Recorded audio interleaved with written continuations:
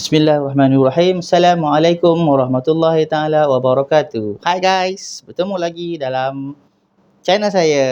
Okey, sudah sekian lama kita tak upload video baru.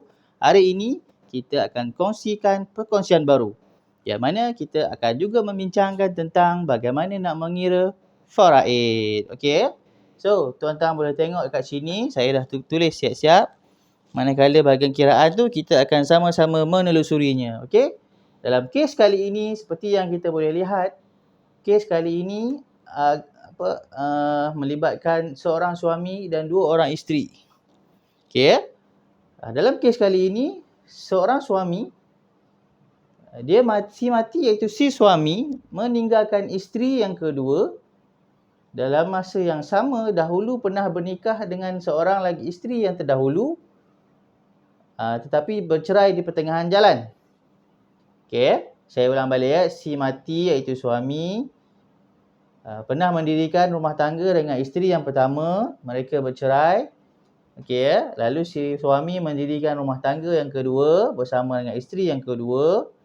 Jadi si suami ini semasa dia mati, dia meninggalkan maknya, isteri dia, anak perempuan dan juga anak hasil daripada perkahwinan dengan isteri yang pertama. Okey. So, kalau kita tengok dekat sini, seperti yang kita katakan tadi, si suami mati meninggalkan mak, isteri yang kedua, anak perempuan bersama dengan isteri yang kedua, kemudian anak-anak daripada hasil perkahwinan isteri yang pertama. Okey, isteri yang pertama tidak lagi layak mendapat bahagian faraidnya kerana dia telah pun bercerai dengan suaminya. Okey, walau bagaimanapun, anak daripada hasil perkahwinan mereka tetap menjadikan anak ini adalah anak kandung bagi si mati. Okey, jadi kesemua 4 orang anak daripada hasil perkahwinan isteri pertama layak mendapat bahagian faraid bagi si mati. Okey, so dari sini kita dah tahu tadi waris dia adalah mak, isteri, anak bersama dengan isteri, kemudian anak kandung bersama dengan isteri yang pertama. Oleh kerana anak daripada isteri yang pertama ini ada mempunyai anak lelaki, maka anak lelaki di sinilah yang akan mendapat keseluruhan bahagian harta ataupun kita panggil as-sabah. Okey, so kita tengok pula bahagian masing-masing. Okey. So dari sini kita tahu mak mempunyai bahagian sebanyak 1/6, isteri yang kedua 1/8. Isteri yang pertama tidak ada bahagian, manakala anak-anak di sini adalah sabah. Lebih-lebih lagi anak lelaki di sini bertindak sebagai sabah. Okey, so kita masukkan ke dalam bentuk jadual untuk memudahkan kita melihat. Kita tulis sebersikit. Okey, mak, isteri, anak perempuan. Kita gariskan di sini sebab ini dengan isteri yang sekarang, dengan anak dengan isteri yang pertama juga adalah anak kandung, maka mereka akan mendapat bahagian. So again, kita tulis dekat sini 1/6, 1/8. Di sini adalah sabah. Okey, so macam mana kita nak kira? Kita kena samakan penyebut. Okey, so kita ambil 24. 6 darab 4, 24. Maka di sini 4. Sini dapat 3. Di sini ada 7. Baki di sini 17. So, 17 nak bahagi dengan berapa bahagian? 1, 2, 3, 4, 5, 6. So, 17 tak boleh nak bahagi 6. Maka untuk kita mempermudahkan lagi, kesemua di sini perlu didarabkan dengan 6. Kita akan dapat 144. Okey ya. So 6 darab 4 24. 6 darab 3, 18. Anak perempuan akan dapat 17. Sini pun 17. 17. 17.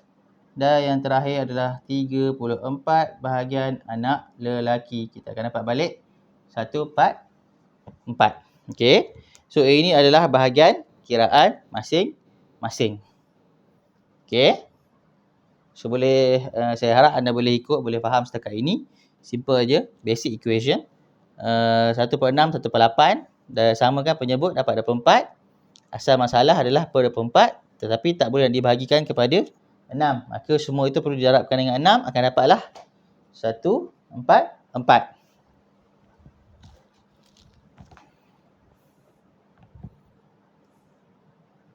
Okey. So, apa yang ingin saya sentuhkan di sini? Dalam kes ini difahamkan si suami ataupun si mati memiliki sebuah rumah. Ya, aset yang ditinggalkan adalah rumah dan juga 3 geran tanah. Okey?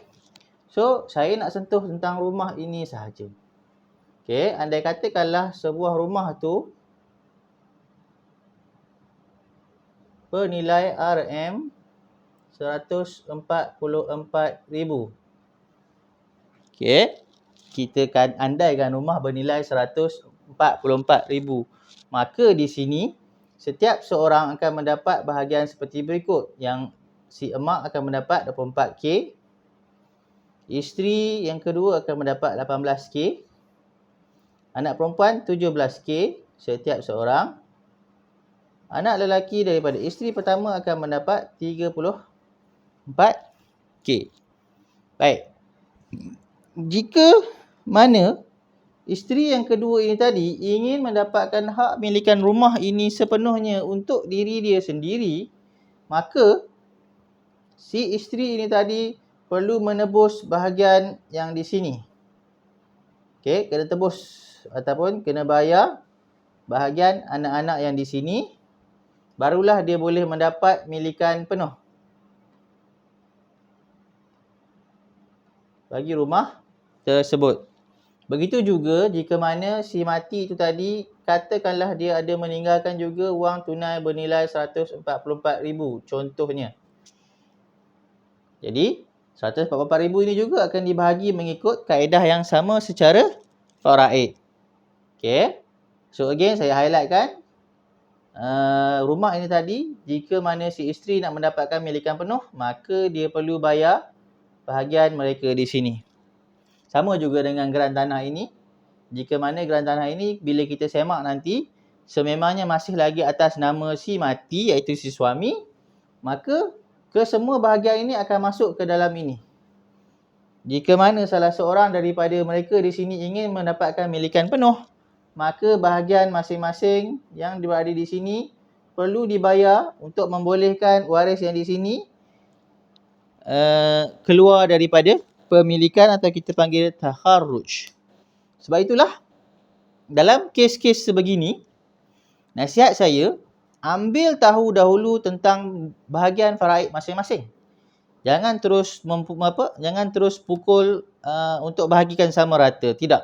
Kerana apa? Kerana faraid itu adalah hukum ketetapan Allah dan ianya adalah yang terbaik yang telah ditetapkan oleh Allah dan ianya insya-Allah dan memang sememangnya adalah yang terbaik buat diri kita, buat kita, maka pilihlah faraid seperti mana yang berada di sini. Kalau misalnya katalah nak bahagi sama rata, bermakna 144,000 bahagi dengan 2 keluarga. Jadi bahagian sini akan kurang, di sini pun mungkin ada yang kurang, mungkin ada yang terlebih. Tetapi kalau kita ikut faraid, ini adalah bahagian-bahagian masing-masing yang telah ditentukan oleh siapa kalau bukan oleh Allah Subhanahu wa taala. Okey. So, setelah kita ketahui berapa bahagian faraid masing-masing, barulah kita boleh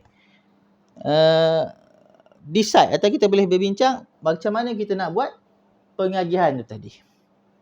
Okey, kemudian sebelum itu, bila kita dah tahu sini, kita kena tahu pula proses tuntutan itu tadi. Okey, Di sini kalau kita lihat sebuah rumah dan geran tanah, katakanlah kesemua ini memang bernilai di bawah 2 juta, maka proses tuntutan ini perlu dibuat di unit pusaka kecil. Okey, langkah yang pertama adalah mengumpul dokumen-dokumen waris. Kemudian buat carian. Selepas buat carian, kita perlu isi borang A dan hantar borang A di unit pusaka kecil di mana aset itu berada. Okey, daripada tarikh kita menghantar borang A itu tadi, kita hanya perlu tunggu untuk dipanggil bicara pusaka. Okey, semasa bicara pusaka itu biasanya hakim akan tanya kaedah pengagihan yang terbaik. Sebelum kita pergi bicara itu, berbincanglah sesama waris bagaimana hendak diagihkan.